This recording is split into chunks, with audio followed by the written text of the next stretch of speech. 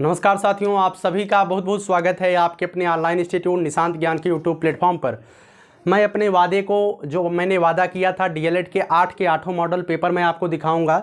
Model paper दिखाने का क्या उद्देश्य है, आप सभी लोग उससे अवगत हो गए होंगे। निश्चित रूप से आपको पता हो गया होगा कि डीएलएड के मॉडल पेपर कराने का उद्देश्य हमारा क्या है। केवल और केवल एकमात्र यही उद्देश्य है कि आप सभी लोग प्रश्नों के कठिनाई के स्तर से परिचित हो जाइए।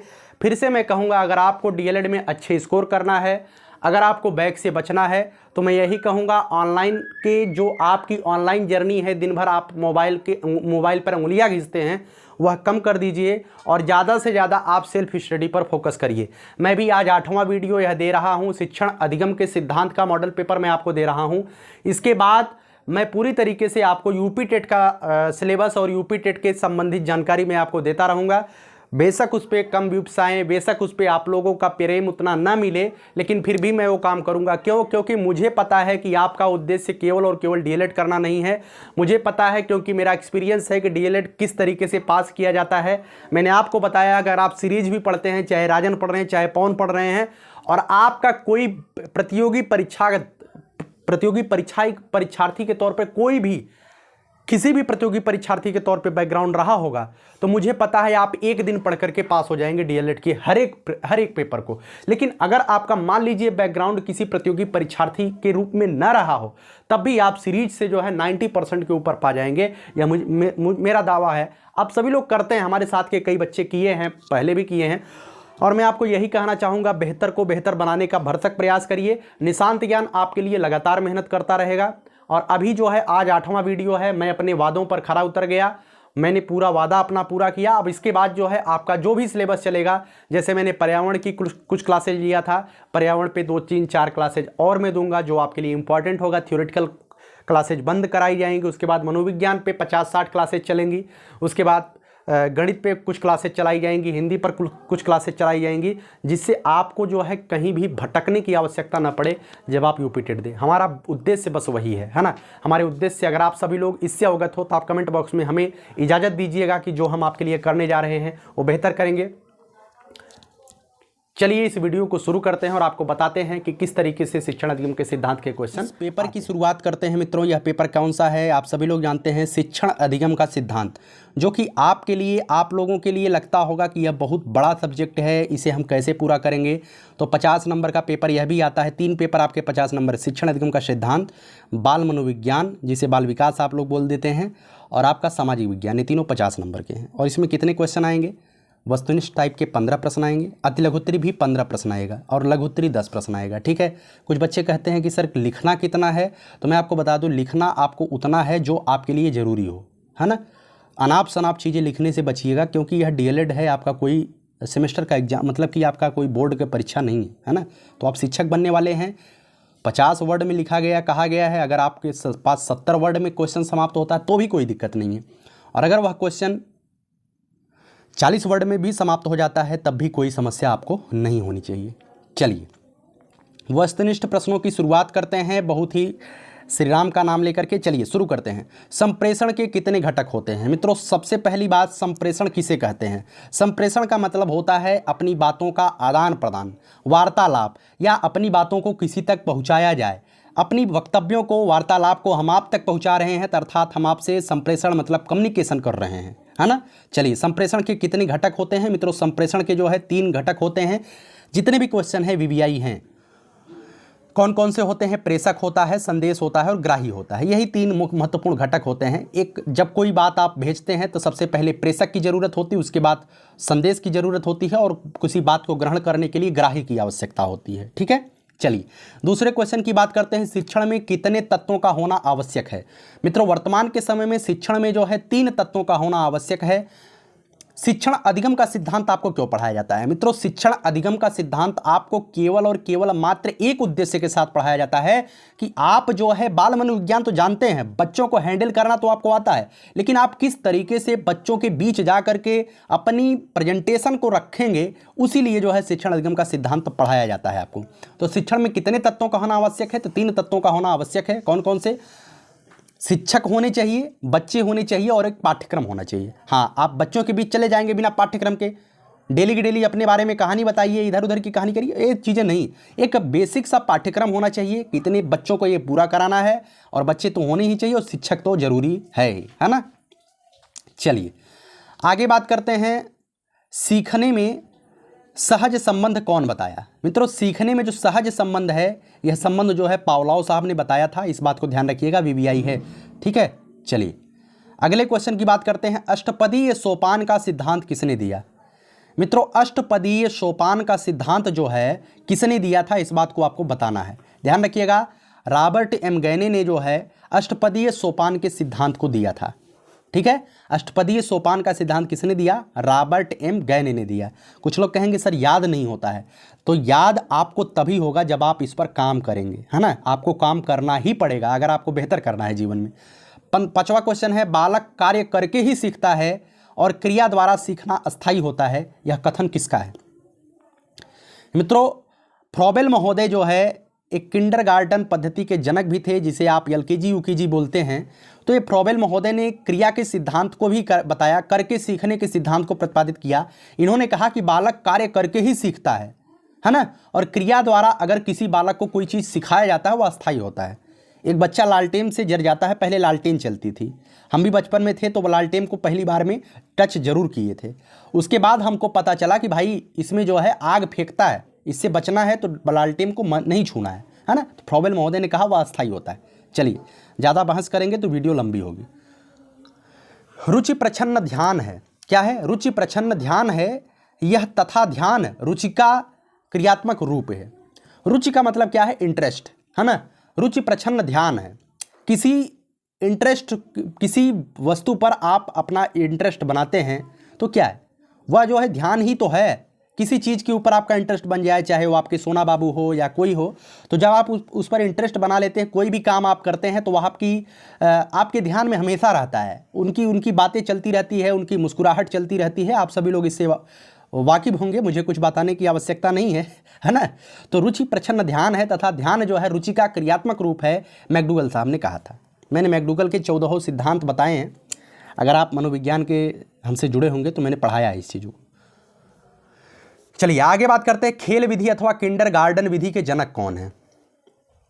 मित्रों ध्यान रखिएगा, खेल विधि और किंडरगार्टन विधि के जनक कौन है, फ्रॉबेल महोदय हैं। यह क्वेश्चन आपके यूपी टेट में कई बार पूछा गया है ना। तो मित्रों सुकरात महोदय किस विधि के जनक है, तो संवाद विधि के जनक जो है सुकरात महोदय हैं। जॉन डीवी इंपॉर्टेंट है, ये जितने भी चीज़ें ये इंपॉर्टेंट है, आपकी परीक्षा में आया है, और यह डीएलएड में ही नहीं आया है, आपकी यूपी टेट में लगातार पूछा गया क्वेश्चन है। फ्रॉबेल किसके जनक हैं, तो किंडरगार्टन विधि के जनक हैं। सुकरात किसके जनक है, संवाद विधि के जनक हैं। जॉन डीवी किसके जनक हैं, करके सीखने के जनक हैं। और वाटसन महोदय किसके जनक है, तो निरीक्षण या अवलोकन विधि के जनक कौन है, वाटसन, ठीक है। 8वां क्वेश्चन है, खोज विधि, ह्यूरिस्टिक विधि या अन्वेषण विधि, ये तीनों एक ही विधियां हैं, ध्यान रखिएगा। खोज विधि, ह्यूरिस्टिक विधि, अन्वेषण विधि, ये तीनों एक ही विधियां हैं। इसके जनक कौन है, ध्यान रखिएगा, इसके जनक जो है आर्मस्ट्रांग है। कौन है, आर्मस्ट्रांग, है ना। आगे बात करें मित्रों, डाल्टन विधि के जनक कौन है, पार्कहर्स्ट, पार्कहर्स्ट, ठीक है। पार्कहर्स्ट जो है डाल्टन विधि के जनक हैं। सुकरात किसके जनक है, संवाद विधि या प्रश्नोत्तर विधि के जनक हैं। प्रोजेक्ट विधि के जनक कौन है, किलपैट्रिक महोदय हैं। ध्यान रखिएगा, किलपैट्रिक महोदय प्रोजेक्ट विधि के जनक हैं, ठीक है।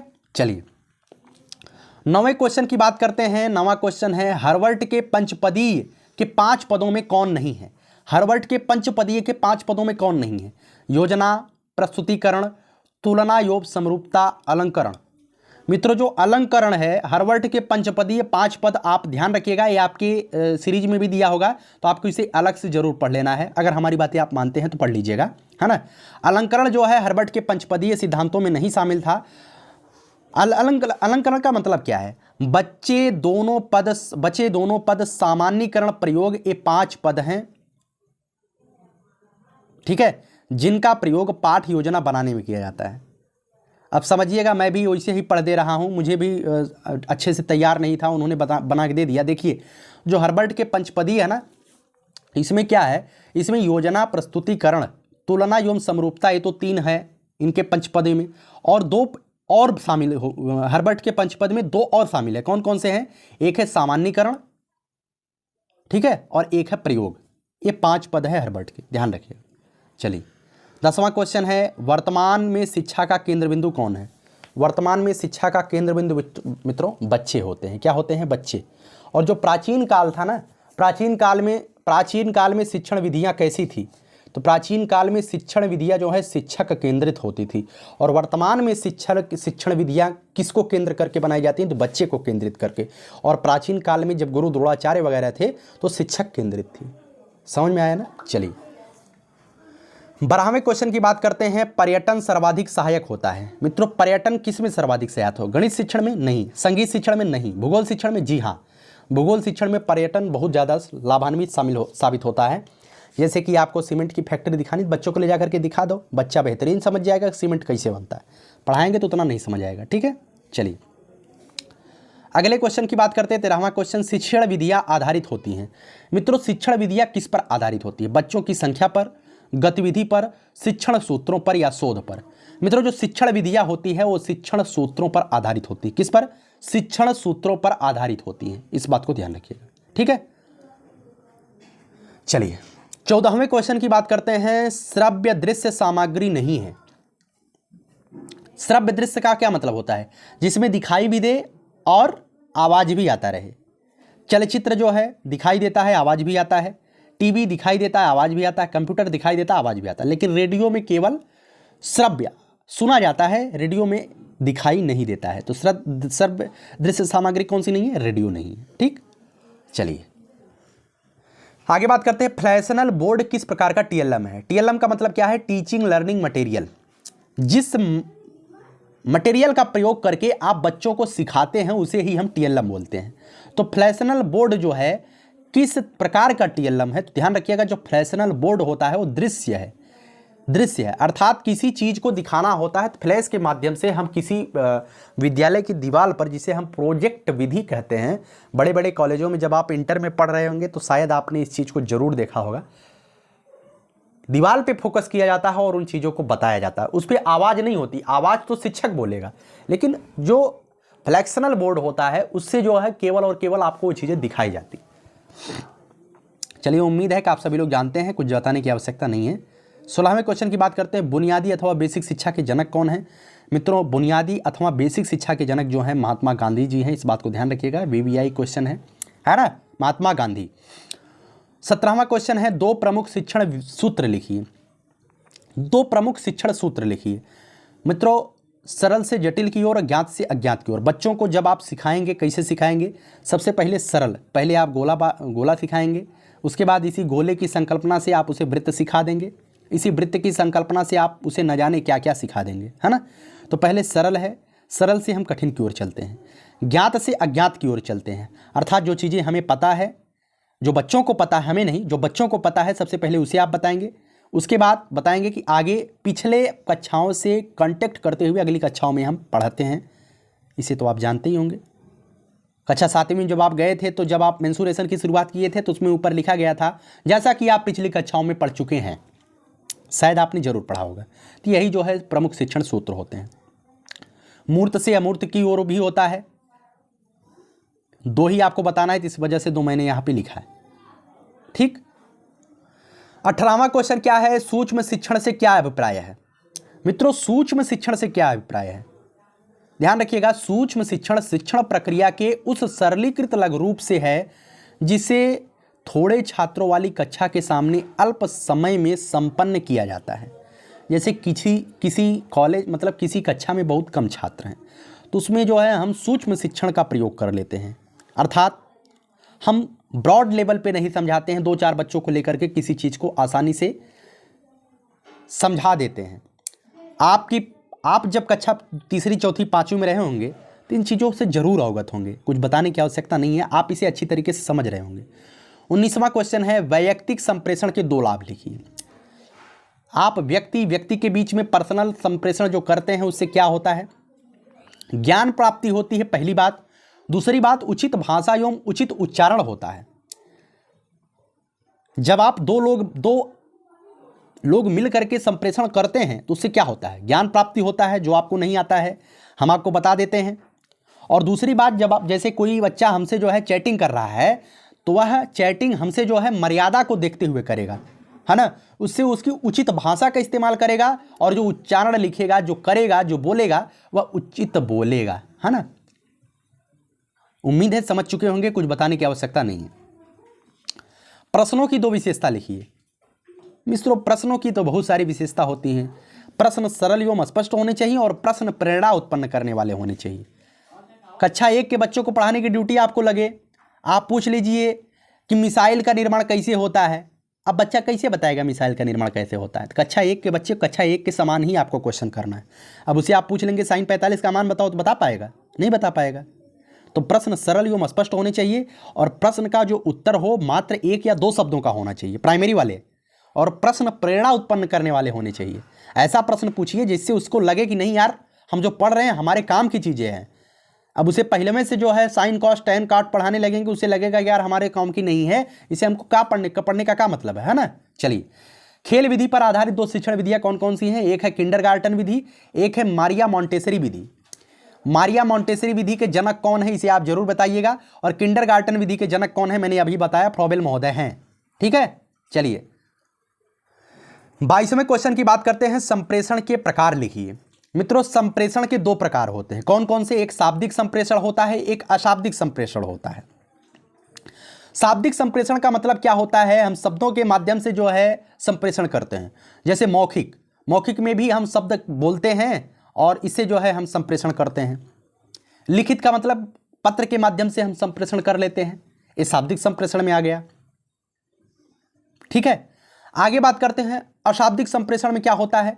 स्पर्श करके किसी को स्पर्श करिए तो आप उस स्पर्श में जो है अगर प्रेम रहेगा तो उस बच्चे को समझ में आ जाएगा कि गुरुजी हमें प्रेम से स्पर्श कर रहे हैं। गुस्सा से स्पर्श करेंगे तो कनवा पकड़ के खींच लेंगे, उसे पता चल जाएगा। मुख मुद्रा भी आपका जो है संप्रेषण बताता है कि गुरुजी गुस्सा गए हैं, इनके सामने अनाप शनाप करोगे तभी कुटाई शुरू हो जाएगी।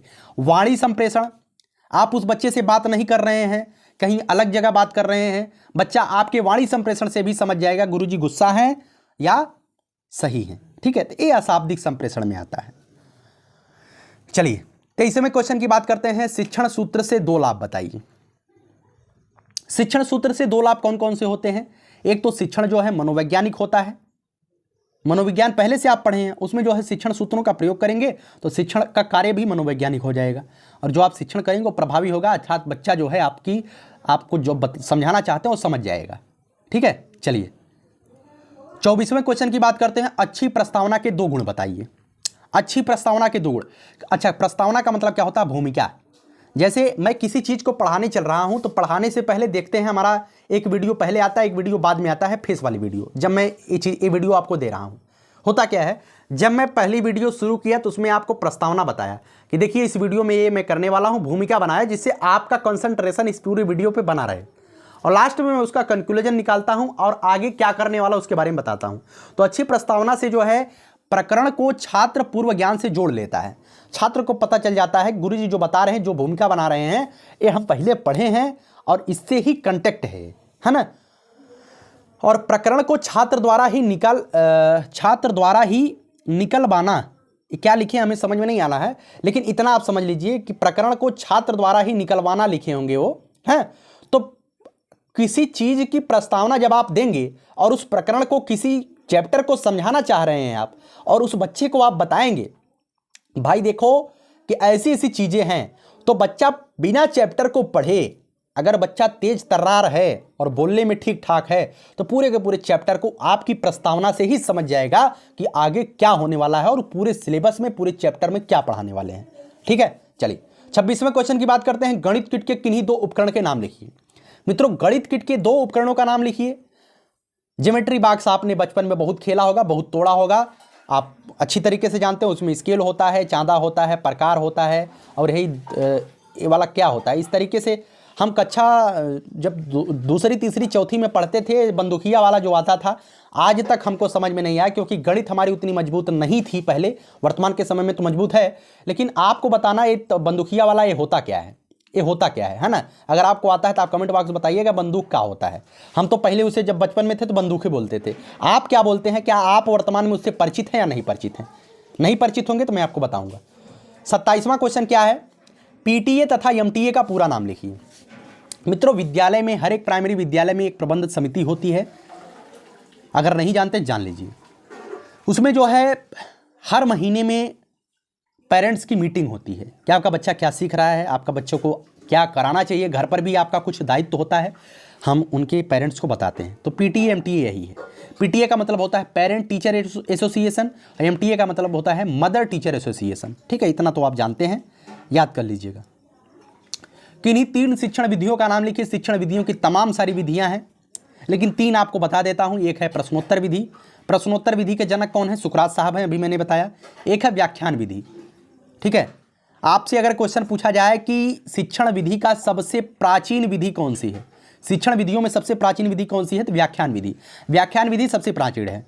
ठीक है, विवरण विधि। तो ये 3 शिक्षण की विधियां हैं, इंपॉर्टेंट है। प्रश्नोत्तर विधि के जनक सुकरात महोदय। सबसे प्राचीन शिक्षण विधि कौन सी है, तो व्याख्यान विधि। चलिए 29वें क्वेश्चन की बात करते हैं। बीआरसी का पूरा नाम क्या है? मित्रों आप जब टीचर बनने वाले होंगे तो वर्तमान के समय में आपका ज्वाइनिंग वाइनिंग जो होता है बीआरसी से आपका पूरा का पूरा मैटर होता है ना। तो बीआरसी का फुल फॉर्म आपसे पूछा जाता है और ये डीएलएड में बहुत बहुत बार आता है, आपके ब्लॉक पे होता है। बीआरसी का फुल फॉर्म होता है ब्लॉक रिसोर्स सेंटर, खंड संसाधन केंद्र। ठीक है, चलिए इसके बारे में बहुत ज़्यादा जानकारी हम आपको नहीं दे पाएंगे, क्योंकि आप जब शिक्षक बन जाएंगे तो इसके बारे में अवगत हो जाएंगे। बस इतना जानिए बीआरसी का फुल फॉर्म क्या होता है, ब्लॉक रिसोर्स सेंटर, है ना। चलिए 30वें क्वेश्चन की बात करते हैं। प्ले वे पुस्तक के लेखक कौन है? कुछ लोग प्ले वे समझ करके मार देंगे, भैया फ्रोबेल महोदय किंडरगार्टन के थे, प्ले वे किंडरगार्टन का है ना भैया, ध्यान रखिएगा। प्ले वे जो है हेनरी कॉल्ड वेल कुक का है ना। चलिए अब बात करते हैं लघुत्तरी क्वेश्चन की। शिक्षण के किन्हीं 4 नवीन विधियों का नाम लिखिए। आपको 50 शब्दों में इसके उत्तर लिखने होते हैं। अति लघुत्तरी प्रश्न आप कितनों में भी पूरा कर दीजिए, लेकिन इसे जो है कम से कम 50 शब्दों में लिखने का प्रयास आप करिएगा। मैं बहुत शॉर्ट में लिखा हूं, लेकिन आपको शॉर्ट में नहीं लिखना है। कैसे आप इसका उत्तर कैसे लिखेंगे? प्रश्नोत्तर नंबर 31, शिक्षण के 4 विधियां निम्नलिखित हैं। शिक्षण की 4 नवीन विधाएं निम्नलिखित हैं। कौन कौन सी? पहला लिखिएगा बाल केंद्रित शिक्षण। वर्तमान के समय में शिक्षा जो है बाल केंद्रित हो गई है ना। शिक्षण प्राचीन काल में शिक्षा जो है शिक्षक केंद्रित थी, लेकिन वर्तमान के समय में बालक को केंद्रित करके शिक्षण विधियां बनाई जा रही हैं। उपचारात्मक शिक्षण विधि, हम बच्चों को जो है उपचारात्मक शिक्षण के माध्यम से अच्छा समझाने का प्रयास किया जाता है। जो भी आप लिख सकते हैं लिखिएगा। दक्षता आधारित, बच्चों की प्रतिभाओं और उसके पाठ्यक्रम का आकलन करते हुए हम उस पे जो है दक्षता आधारित कार्य करते हैं। सहगामी शिक्षण, अर्थात सहगामी शिक्षण का मतलब क्या है कि बच्चा जो है शिक्षा के साथ साथ और क्या सीख सकता है, बच्चे के अंदर और क्या स्पेशल क्वालिटी है, हम उसे भी बच्चों से अवगत कराएंगे कि बेटा आप ये कर सकते हो, आपकी बॉडी अच्छी है, आप आर्मी में जाओगे। तो जब बच्चे को ये पता चलेगा कि हम आर्मी में जाएंगे तो और मेहनत करेगा, शरीर पर फोकस करेगा, पढ़ेगा और शरीर पर भी फोकस करेगा, तो ये होते हैं सहगामी शिक्षण। ठीक है, 32वें क्वेश्चन की बात करते हैं। भाई लिखिएगा ये सभी चीजें, आप इतना लिख करके इसके आगे 1-2 लाइन जरूर लिख दीजिएगा। गतिविधि आधारित शिक्षण कैसे होता है? भाई गतिविधि आधारित किसी चीज को करके सीखिए, वही गतिविधि होती है। गतिविधि उन समस्त क्रियाओं से है जिनकी सहायता से बच्चे विषय वस्तु पर ध्यानपूर्वक कार्य करते हैं, साथ ही सीख रहे होते हैं। यही होता है गतिविधि। गतिविधि आधारित का मतलब यही होता है कि बच्चे को हम कोई चीज़ सिखाना चाहते हैं, उसके पहले हम बच्चे को कोई खेल सिखाएं, खेल कराएं, अब उस खेल के माध्यम से हम बच्चे को सिखा दें। यही होता है गतिविधि आधारित से। ठीक है, चलिए आगे बात करते हैं 33वें क्वेश्चन की। बाल अधिकार पर टिप्पणी लिखिए। संयुक्त राष्ट्र संघ ने बाल अधिकार की घोषणा जो है 20 नवंबर 1989 को किया था। अब आपको इसे याद कर लेना है। बच्चों को जन्म के पश्चात पंजीकरण और राष्ट्रीयता का अधिकार होना चाहिए। शरणार्थी बच्चों को संरक्षण प्रदान करना है। बच्चों को लैंगिक शोषण से बचाना है। कोई बच्ची पैदा हो गई है तो हम उसे मार के फेंक दें, ये बहुत ही ज़्यादा गलत है ना। बच्चियों से ही हमारे सृष्टि का निर्माण होता है। तो बेटी बचाओ बेटी पढ़ाओ का जो प्रधानमंत्री जी का सपना है, वर्तमान प्रधानमंत्री जी का, उसे आप सभी लोग अवगत होंगे और आप सभी लोग बेहतर करिएगा इस क्षेत्र में, आगे भी आप माता पिता बनेंगे। चौथवा क्वेश्चन है, चौथवा मतलब कि है कि बच्चों को माता पिता के विरुद्ध अलग नहीं करना है, अर्थात माता पिता के साथ मिलकर के कार्य करने के लिए बच्चों को प्रेरित करना है। 34वें क्वेश्चन की बात करते हैं, संप्रेषण को प्रभावित करने वाले कारक लिखिए। संप्रेषण को कौन कौन से प्रभावित करते हैं, आप लिखिएगा संप्रेषण को प्रभावित करने वाले कारक निम्नलिखित हैं। सबसे पहले संप्रेषण स्रोत। मित्रों, संप्रेषण का स्रोत जो होना चाहिए वो ऑथेंटिकेट होना चाहिए। अब जैसे मैं आपको आए के बता दूं कि डीएलएड का जो पेपर होने वाला है वो कल से शुरुआत होने वाला है। मेरी ऑथेंटिकेशन एकदम खत्म है, मैं कहीं से इधर उधर से पा गया, कोई मुझसे बोल दिया गजेड़ी दरेबी थरबी, भाई कल से पेपर होगा, हम आपको वीडियो बना के दे दिए, कल से पेपर होगा। संप्रेषण का स्रोत जो होना चाहिए ऑथेंटिकेट होना चाहिए, ठीक है। जो संप्रेषण की सामग्री होनी चाहिए वो बेहतर होनी चाहिए, कंटेंट आपको बेहतर मिलना चाहिए। यूट्यूब पे है तो आप इससे अवगत होंगे, कुछ बताने की आवश्यकता नहीं। संप्रेषण का माध्यम भी बेहतर होना चाहिए। संप्रेषण के माध्यम बेहतर होने का मतलब यह है, जैसे आप यूपी टेट या डीएलएड की तैयारी कर रहे होंगे, मुझे पता है कि काफ़ी लोग ऑनलाइन पढ़े होंगे, दिन भर में जो है 10 वीडियो देख रहे होंगे और ऐसे लिख करके नोट्स बना रहे होंगे, है ना। दिन भर केवल नोट्स बना रहे हैं, इधर उधर झांक रहे हैं कि अरे सर आप क्या पढ़ा रहे हैं, मैम आप क्या पढ़ा रहे हैं, फलानी क्या पढ़ा रहे हैं, ढिकाने का पढ़ा रहे हैं। भाई आप यही देखते रहोगे। संप्रेषण का माध्यम आपको बेहतर करना है। और वर्तमान के समय में जो बच्चा सेल्फ स्टडी नहीं किया वो जीवन में कुछ नहीं कर पाएगा।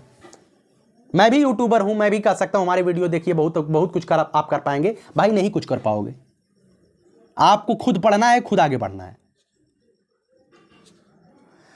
प्राप्तकर्ताओं की गुणवत्ता, जो संप्रेषण प्राप्त कर रहा है उसकी भी गुणवत्ता देखी जानी चाहिए। अब जैसे मैं डीएलएड को पढ़ा रहा हूं, यहां पे डीएलएड वाला कोई है ही नहीं है, मैं अनाप शनाप ऐसे भौंकूं, तो आपके अंदर वो क्वालिटी होनी चाहिए कि आप हमारे ज्ञान को प्राप्त कर रहे हैं और आपके अंदर ये टैलेंट है। वातावरणजन्य परिस्थितियां, कौन सा परिस्थिति चल रही है उसी परिस्थिति के मध्य संप्रेषण होना चाहिए। कहीं पर गम का माहौल है, आप वहां पे जाकर के डीजे बजा दीजिए, भोजपुरी गाना बजा दीजिए, डांस करने लगिए, तो वातावरणजन्य परिस्थितियां भी आपको संप्रेषण को प्रभावित करती हैं, ठीक है। चलिए 35वें क्वेश्चन की बात करते हैं। 35वां क्वेश्चन क्या है, मिट गया, छोड़ा था। चलिए, शिक्षण के आधारभूत कौशल लिखिए। मित्रों, शिक्षण के आधारभूत कौशल हैं पाठ प्रस्तावना कौशल, प्रश्न पूछने तथा उत्तर प्राप्त करने का कौशल, है ना। बच्चे से ऐसे प्रश्न कैसे पूछा जाता है, कैसे उत्तर प्राप्त किया जाता है, यह भी एक कौशल है भाई। शिक्षार्थी सहभागिता कौशल, बच्चों के साथ आप बच्चा बनकर के पढ़ाएंगे तभी बच्चा सीखेगा, नहीं तो आप भी बचपन में रहेंगे, कई मास्टर को आप मरकहवा कहते होंगे, क्योंकि वो शिक्षार्थियों के साथ अर्थात बच्चों के साथ कभी सहभागिता दिखाते ही नहीं थे, मरकहवा मास्टर हो गए थे, इसी वजह से आप कमज़ोर हो गए। लेकिन आप अपनी भावी पीढ़ी को मजबूत करिएगा। टीएलएम प्रयोग की कौशलता, जो टीचिंग लर्निंग मटेरियल है उसकी कौशलता भी आपको आनी चाहिए। अब जैसे चार्ट लेकर के आप पहुंच गए, आपको सिखाना है, मान लीजिए आ से अनार, आ से आम, ई से इमली सिखाना है। अब आप चार्ट वहीं बगल में फेंक दिए और पहुंचे एक कलम लेकर के ब्लैक बोर्ड पर, है लवंडे खड़े हो, चल बताओ ई माने क्या होता है। अब ई से इमली बच्चे को पता ही नहीं, मान लीजिए सोच करके बता दिया सर जी ई से इमली होता है। अब कह दिए चल बैठ, चार्ट फेंक दिए बगल में। तो टीएलएम का मतलब ये होता है आप चार्ट में ई से इमली बताइए, पहले बच्चों को मोटिवेट करिए, आपसे जुड़े, उसके बाद उसका प्रयोग करिए। ये सभी चीज़ें आप जानते हैं, कुछ बताने की आवश्यकता नहीं है। निष्कर्ष निकलवाने की कौशल, निष्कर्ष भी आप बच्चों से निकलवाइए, यह भी आपके अंदर कौशल होना चाहिए। 36वां क्वेश्चन है, क्रियाशीलता के सिद्धांत के महत्व को स्पष्ट करिए। मित्रों, क्रियाशीलता के सिद्धांत को करके सीखना का सिद्धांत भी कहते हैं। इस सिद्धांत से जो बच्चा सीखता है अस्थायी रहता है। आपसे कहा जाए कि करके सीखना सिद्धांत का प्रतिपादन किसने किया था? जॉन डेवी ने किया था। जॉन डेवी ने क्रिया द्वारा सीखने पर ज्यादा बल दिया है और किंडरगार्टन के जनक फ्रॉबेल का मानना है कि क्रियाशीलता का सिद्धांत बालकों हेतु अत्यंत उपयोगी होता है। इन क्वेश्चन में 2-3 क्वेश्चन है, यूपी टेट के 3 क्वेश्चन यहीं से बनते हैं। सबसे पहला, करके सीखना का सिद्धांत के जनक कौन माने जाते हैं? John Dewey. एलकेजी यूकेजी के जनक कौन है? किंडरगार्टन, फ्रॉबेल महोदय। किंडरगार्टन के जनक कौन है? फ्रॉबेल महोदय। फ्रॉबेल महोदय ने क्या क्या दिया था? तो क्रियाशीलता के सिद्धांत को दिया था। ठीक है, चलिए 37वां क्वेश्चन है, शिक्षण अधिगम के विभिन्न सिद्धांतों का नाम लिखिए।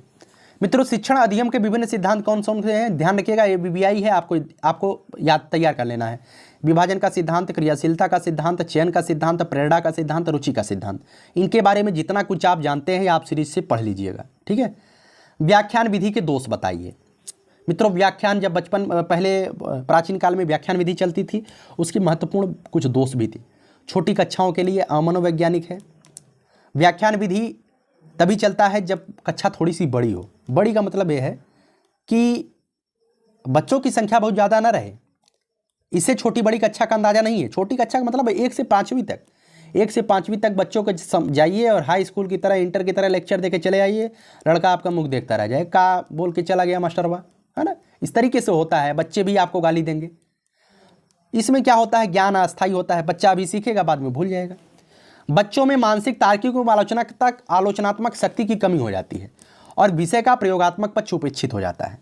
बच्चे को प्रयोग भी आपको दिखाना है। चलिए 39वें क्वेश्चन की बात करते हैं, कक्षा शिक्षण के समय अच्छे प्रश्नों की विशेषता बताइए। जब आप कक्षा में पढ़ा रहे होते हैं, बच्चों से अच्छे प्रश्न पूछेंगे। अच्छे प्रश्न पूछने पर क्या क्या हो सकता है उसके बारे में आपको बताना है। अच्छे प्रश्न पूछने से या सरल प्रश्न पूछने से बच्चा शिक्षक के साथ कनेक्ट रहता है। अच्छे प्रश्न पूछने से बच्चा या शिक्षार्थी शिक्षक के साथ बेहतर करता है, शिक्षक को अपना समझता है, शिक्षक से कभी भी कोई समस्या का निराकरण करने के लिए दबाव महसूस नहीं करता है। तो काफ़ी चीज़ें आप लिख सकते हैं, स्वयं करना है, आपको देखना है। 40वां क्वेश्चन है, TLM टीचिंग लर्निंग मटेरियल शिक्षण अधिगम सामग्री से आप क्या समझते हैं, स्पष्ट करिए। TLM मित्रों क्या होता है, इसे आपको बताना है। चाक, डस्टर, ब्लैक बोर्ड, ये सभी चीज़ें, चार्ट वगैरह के बारे में आपको बताना है। TLM जो है बच्चों की ज्ञानेंद्रियों को सक्रिय करता है। जैसे चार्ट लेकर के आप जाएंगे तो बच्चों को बताएंगे, भाई ये देखिए ये चीज़ें हैं, तो बच्चों की ज्ञानेंद्रियाँ जो हैं सक्रिय हो जाती हैं। ठीक है, ये 40 क्वेश्चन आपके सामने थे। काफ़ी मेहनत के बाद मैं अपने वादों को पूरा कर पाया हूँ। निश्चित रूप से ईश्वर का सहयोग रहेगा, आप सभी का साथ रहेगा, तो जीवन में मैं जितना भी टारगेट लेता रहूँगा, निश्चित रूप से उस टारगेट को पूरा करने में कभी न कभी मुझे सफलता ज़रूर मिलेगी, है ना। चलिए इस वीडियो को यहीं तक रखते हैं। ठीक है, मैं अंत में यही कहूँगा कि लगातार अच्छा करने का प्रयास करिए। कहीं भी किसी भी ऑनलाइन के माध्यम से कहीं भी भटकाव आपके मन में नहीं होना चाहिए। ये भटकाव का मतलब आप सभी लोग समझते हैं। मैं क्लियर आपको बताना चाहता हूँ, कोई लड़की लड़का के चक्कर में ना अपनी जीवन बर्बाद करे, कोई लड़की लड़के के चक्कर में अपना जीवन ना बर्बाद करे। जिस दिन आप सफल हो जाएंगे उस दिन बहुत सारी चीज़ें आपके सामने होंगी। सफलता किसी चीज़ की या किसी परिचय की मोहताज नहीं होती है, हमारी बातों को ध्यान रखिएगा, है ना। काफ़ी बच्चे, हमसे भी कुछ बच्चे ऐसे जुड़े हुए हैं। एक बच्चे ने हमसे कहा कि सर ऐसी ऐसी प्रॉब्लम है, अपना पर्सनल प्रॉब्लम हमें बताने लगे। तो हम कहे भाई यह आपकी व्यक्तिगत मामला है, आप इसे खुद सलटा सकते हैं, लेकिन अगर आप हमें अपना भाई समझ करके बता रहे हैं तो निश्चित रूप से मैं यही बताऊंगा कि हाथ मतलब कि जय श्री राम कर लीजिए। निश्चित रूप से आप बहुत ही सुखी रहेंगे। और जब आपके दिमाग में, जब आपका दिमाग खाली रहता है तो आप अनाप शनाप बातें सोचते हैं, और जब आपके दिमाग में कोई भ्रम नहीं रहेगा, कोई जो बातें आप सोच रहे हैं वो बातें नहीं सोच पाएंगे, या कहीं आपका दिमाग भटकाव में नहीं रहेगा, तो आपको वही चीज़ें याद रहेंगी। आपका भविष्य याद रहेगा, आपको अपना फ्यूचर याद रहेगा, आपके माता पिता आपके लिए कितने दिनों से मेहनत कर रहे हैं, आपको उनका चेहरा याद रहेगा, आपको अपनी घर की बदहाली याद रहेगी। नहीं तो आप बिल्कुल बर्बाद हो जाएंगे। हमारी बातों को ध्यान रखिएगा ना। चलिए इस वीडियो को यहीं तक रखते हैं। अंत में फिर यही कहूँगा, यही जज्बा रहा तो मुश्किलों का हल भी निकलेगा। जमी बंजर हुई तो क्या वहीं से जल भी निकलेगा। हो न मायूस न घबरा इस अंधेरे से मेरे साथी, इन्हीं रातों के दामन से सुनहरा कल भी निकलेगा। जो जितना तपा है वही सूर्य बन करके, वही हीरा बन करके निकला है। इस बात को ध्यान रखिएगा। वर्तमान को रगड़िए, इतना रगड़िए कि भविष्य अपने आप चमकता हुआ नजर आए। ठीक है, चलिए इस वीडियो को यहीं तक रखते हैं। वीडियो कैसी लगी और हमारा जो प्रयास आगे यूपी टेट के रूप में रहेगा उसके लिए आप इजाज़त दे सकते हैं, उसके लिए आप हमें बता सकते हैं। कोई आपका सुझाव हो तो कमेंट बॉक्स में डाल सकते हैं। मैं आपके लिए वही करने जा रहा हूँ जो पहले रणनीति के वीडियो मैंने आपको बताया था। ठीक है, बहुत बहुत धन्यवाद। जय हिंद, जय भारत।